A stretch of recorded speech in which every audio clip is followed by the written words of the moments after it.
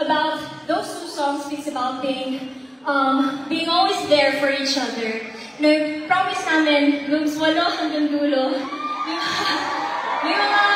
Yes, promise namin, hindi namin kayo iwan. Matagal na tayo magsasama. May mga nakikita kasi kaming mga tweets na parang worried kayo na mawala na yung meaning. No, Blooms! We will stay! Bring it until the end!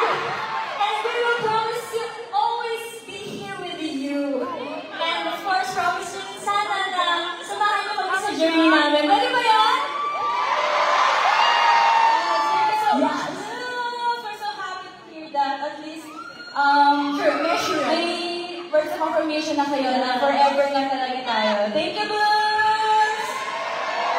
Yes, and not just that, but through the good and the bad days, we promise we'll try to stay positive. And sana kayo din, let's all try our best to remain positive and let go of all the negativity. And Ugly Girls, coincidentally, this city, Temecula, means Valley of the Sun. And it shows how after darkness, the sun will rise. So, even if there are times when maybe you feel lost or you feel like you're not in the right path, but just have to trust the process and always know that life is not Ako na lang pala nakatayo. And Ako na lang pala nakatayo.